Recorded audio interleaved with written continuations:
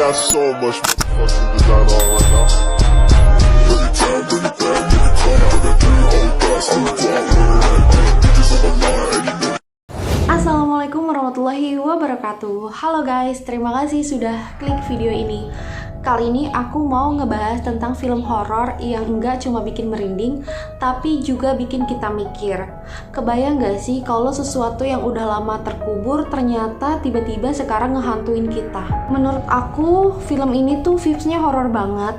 Karena selain alurnya nggak ketebak, kita juga bener-bener dibikin mikir selama kita nonton film ini.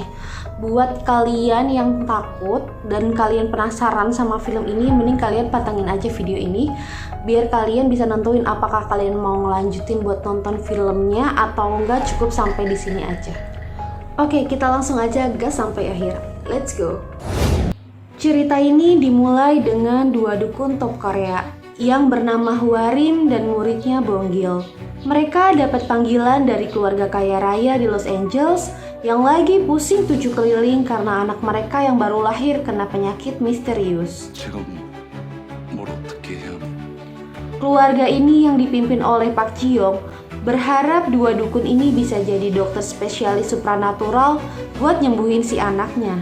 Setibanya di Los Angeles, Hwarim dan Bonggil langsung ngecek kondisi si bayi. Setelah ritual dan meditasi ala dukun, mereka menyimpulkan kalau keluarga ini kena kutukan panggilan kuburan.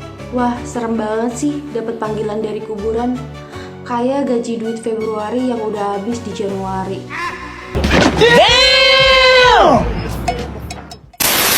Ternyata arwah leluhur keluarga ini, yaitu kakek Ji-yong, marah karena makamnya nggak diperlakukan dengan layak.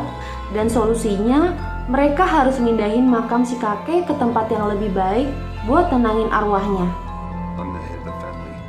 Ji-yong pun setuju dan siap-siap buat operasi pemindahan makam ini.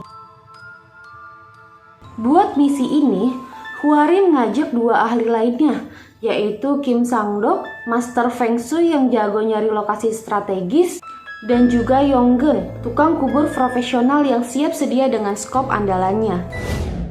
Mereka berempat langsung pergi ke lokasi pemakaman si kakek, yang ternyata ada di desa terpencil di Korea. Sang-dok awalnya menolak karena ngerasa ada energi negatif di sana. Tapi setelah Ji-yong naikin honor jadi double, dia langsung semangat. Di zaman sekarang yang serba sulit ini, ya nggak ada manusia sih yang mau nolak duit sebanyak itu ya kan? Proses penggalian awalnya berjalan mulus. Hwarim dan Bonggil ngelakuin ritual buat mencegah kutukan, sementara Sang-dok dan Yong-geun sibuk dengan urusan teknis. Tapi, masalah mulai muncul waktu salah satu penggali nggak sengaja motong kepala ular berkepala manusia. Ini jadi pertanda buruk buat mereka. Akhirnya hujan pun turun, yang membuat suasana semakin mencekam. Karena hujan, mereka akhirnya mutusin buat nyimpen peti si kakek di bangunan terdekat.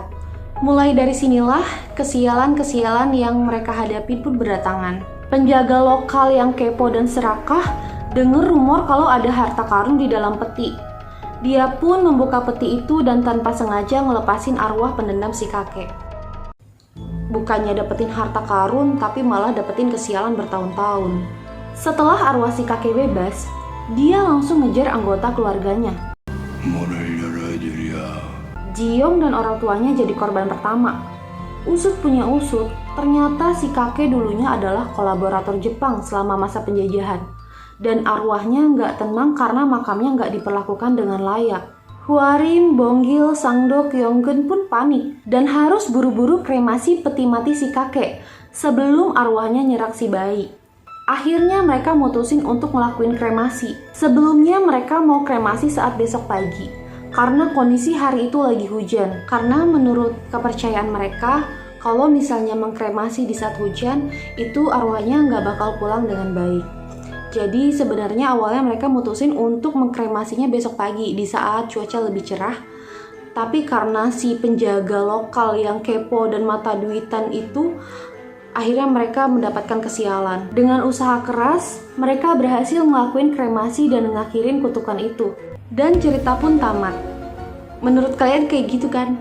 Enggak, ini tuh film masih panjang banget.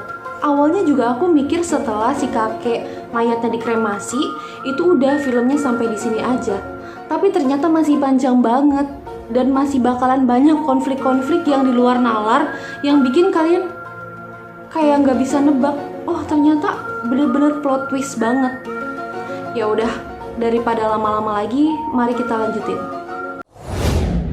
Belum selesai sampai di situ, setelah beberapa bulan kemudian, Yonggen ngabarin Sangdok tentang salah satu penggali yang terganggu setelah insiden ular tadi. Mereka balik ke lokasi dan nemuin kepala ular serta makam kedua dengan peti mati berdiri setinggi 7 kaki. Ini di luar nalar banget sih, bisa-bisanya satu kuburan itu ada 2 peti. Dan yang satu itu dikuburnya secara nggak layak karena diberdiriin kayak gitu aja. Akhirnya mereka berempat mutusin buat ngubur peti itu dan nginep di kuil terdekat. Malamnya, Bonggil ngeliat Oni ngebunuh pendeta kuil dan peternak babi lokal. Aku mau ngejelasin sedikit tentang Oni. Jadi Oni itu adalah hantu Jepang yang digambarkan raksasa atau setan. Jadi, Oni itu ternyata samurai yang jadi penjaga makam. Lalu Bonggil pun kesurupan, dan mereka sadar kalau masalah ini lebih rumit dari yang mereka kira. Setelah investigasi, mereka nemuin fakta kalau selama penjajahan Jepang, para saman Jepang nanam paku spiritual di seluruh Korea buat merusak energi kehidupan. Samurai Oni ini adalah penjaga salah satu paku itu. Mereka pun menyusun rencana untuk berusaha mengangkat paku itu dan mengalahkan si Oni serta bisa menyembuhkan si Bonggil dari kesurupannya. Dengan strategi cerdas dan keberanian, mereka berhasil ngalahin Oni dan ngangkat kutukan terakhir. Walau Sandok sempat cedera, tapi akhirnya ia selamat dan bisa ngelihat pernikahan anaknya. Oh, oke. Nah, menurut aku dari film Exuma ini bisa diambil kesimpulan bahwa kita tuh jangan pernah meremehkan kekuatan arwah. Karena awalnya kan si dukun ini mau ngebongkar kuburan ini karena dapat bayaran yang lumayan besar ya. Tapi ternyata dari hasil bayaran itu dia malah dapat kesialan, yang bahkan hampir merenggut nyawanya sendiri. Film ini juga berhasil menyampurkan elemen horor dan juga komedi yang pas. Jadi di satu sisi kita tegang, tapi kita juga bisa ketawa ngeliat film ini. Buat kalian semua yang suka nonton film horor yang bikin tegang dan alurnya juga bagus, film Exuma ini cocok banget sih buat dijadiin tontonan kalian.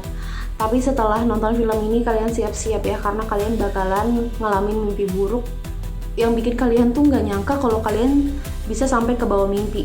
Awalnya aku juga nggak percaya kan, karena banyak banget komentar-komentar di sosial media yang bilang aku setelah nonton ini aku jadi mimpi buruk, aku jadi mimpi setan. Aku kira itu cuma hoax dan ternyata aku sendiri pun ngalamin.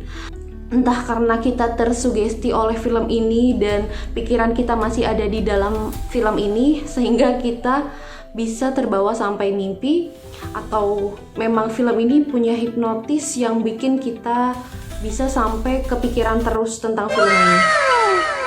Jangan lupa juga siapin cemilan buat kalian nonton film ini. Buat yang masih penasaran, langsung aja cus nonton filmnya. Tapi kalau buat kalian yang ngerasa nonton video aku aja kalian udah ngerasa takut, mendingan stop deh karena film ini bakal kebawa sampai mimpi.